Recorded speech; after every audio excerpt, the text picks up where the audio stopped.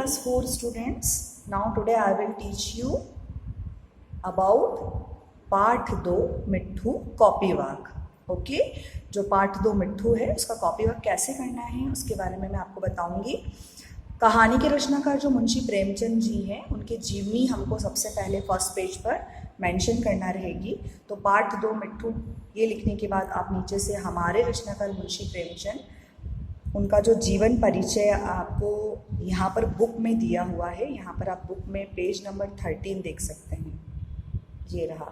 और ये जो कॉपी वर्क जो है यहाँ पर सेम लिखा हुआ है कॉपी वर्क में, तो इसकी पिक भी आपको अपने ग्रुप पर अवेलेबल हो जाएगी. तो ये लिखना रहेगा सबसे पहले आपको उनका जीवन परिचय फर्स्ट पेज पर आएगा. देन उसके बाद में उसी पेज से आप शब्दार्थ जो है आपके स्टार्ट कर देंगे. प्रभाव, असर, शंका, शक, उत्पन्न मीन्स पैदा, समीप, पास, चेष्टा, कोशिश, कर्मचारी, काम करने वाले, चंगा, ठीक या स्वस्थ. Okay students, now page number 2 का जो वर्किंग है वो मैं अब आपको एक्सप्लेन करूंगी. इसके पिक्स भी आपको अवेलेबल हो जाएंगे. स्टूडेंट्स, यहाँ पर आपको एक वाक्य में उत्तर देना है. सर्कस कंपनी के पास कौन कौन से जानवर थे? तो यहाँ पर आपको उत्तर लिखना रहेगा शेर, चीता, भालू और बंदर. प्रश्न 2, गोपाल ने माँ से किस लिए पैसे मांगे थे? मिट्ठू को खरीदने के लिए. मिट्ठू को किसने घायल कर दिया था? चीते ने. गोपाल मिट्ठू को लेकर कहाँ गया? घर गया. ये एक वाक्य में उत्तर है. इसका पिक आपको ग्रुप में अवेलेबल हो जाएगा. देन आफ्टर दैट जो लिखित कौशल के प्रश्न हैं उस पर आ जाते हैं. बच्चों को सबसे प्यारा कौन सा जानवर लगता था? बच्चों को सबसे प्यारा मिट्ठू नाम का बंदर लगता था. लेसन में आप सभी ने पढ़ा है ना कि कौन सा जानवर था जो गोपाल को सबसे ज़्यादा प्यारा था? हाँ, गोपाल को सबसे ज़्यादा प्यारा मिट्ठू नाम का बंदर था. गोपाल मिट्ठू के लिए घर से क्या ले जाता था? हम सभी ने लेसन में पढ़ा था कि गोपाल जो है मिट्ठू नाम के एक बंदर से बहुत प्यार करता था और गोपाल मिट्ठू के लिए घर से चने, मटर, केले लाता था. देन नेक्स्ट क्वेश्चन, माँ ने गोपाल को क्या समझाया? माँ ने समझाया कि बेटा बंदर किसी को प्यार नहीं करता, वह तो बड़ा शैतान होता है, यहाँ आकर सबको काटेगा, बेकार में लोगों की बातें सुनना पड़ेंगी. Okay student, next question is, Gopal को पिंजरे के पास देखकर चीते ने क्या किया? जैसा कि आप सभी ने लेसन में रीड करा, मैम ने आपको एक्सप्लेन करा था स्टूडेंट्स कि गोपाल जो है पिंजरे के पास चले जाता है जब उसे पता नहीं होता कि पिंजरे में दूसरे जानवर हैं और अपने जीवन को खतरे में डालकर वो एक पिंजरे के पास चले जाता है. तो चीते ने अपना पंजा बाहर निकाला और गोपाल को पकड़ने की चेष्टा करने लगा. देन मिट्ठू ने गोपाल को कैसे बचाया? आप सभी को पता है कि मिट्ठू नाम का जो बंदर था वो गोपाल का मित्र बन गया था और जैसे ही गोपाल पिंजरे के पास जाता है तो मिट्ठू आकर चीते के पंजे पर कूद पड़ता है और पंजे को दांतों से काटने लगता है. सर्कस कंपनी के मालिक ने गोपाल से क्या पूछा और उसने क्या उत्तर दिया? सर्कस कंपनी के मालिक ने गोपाल से पूछा कि अगर तुम्हें मिट्ठू मिल जाए तो तुम क्या करोगे? गोपाल ने उत्तर दिया,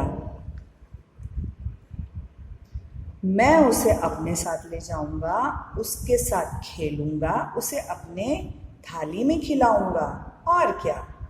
तो इस प्रकार जो है हमने लेसन में पढ़ा था कि जो गोपाल था वो मिट्ठू नाम के बंदर से बहुत ही मित्रता करने लगा था.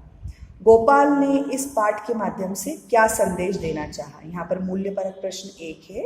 गोपाल ने यह संदेश देना चाहा कि जानवर भी इंसानों की तरह ही संवेदनशील होते हैं, वो भी प्यार की भाषा समझते हैं और ज़रूरत पड़ने पर वो हमारे अच्छे व सच्चे मित्र व सहायक बन सकते हैं. बेटा आप सभी जानते हैं कि जो जानवर होते हैं वो भी संवेदनशील होते हैं, अपनी भावनाओं को समझते हैं और व्यक्त करते हैं. तो इस पाठ में गोपाल ने यही संदेश देना चाहा है.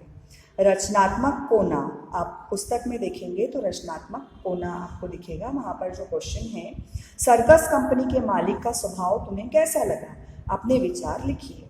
हम सभी ने पाठ को पढ़ा है।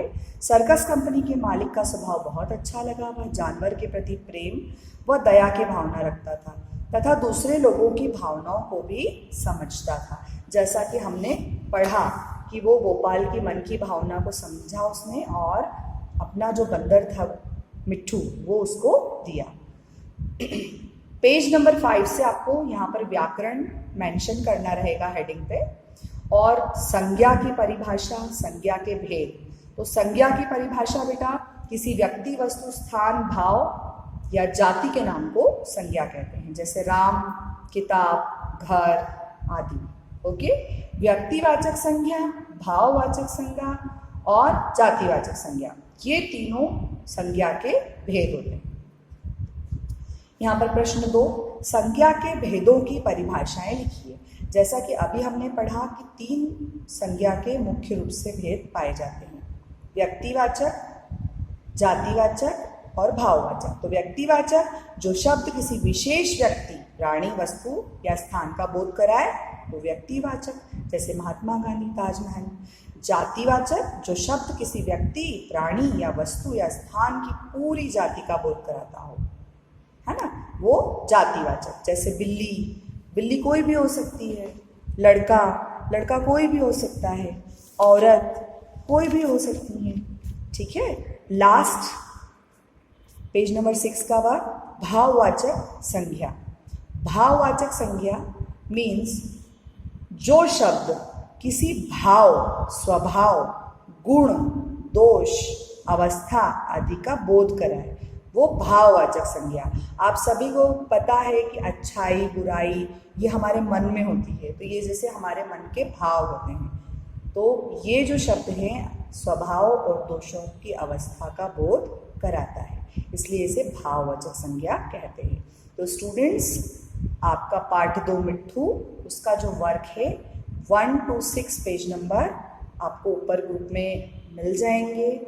प्रॉपर आपको वर्किंग कॉपी की करना रहेगी, नीट एंड क्लीन वर्क आपको डन करना रहेगा। Okay students, thank you so much.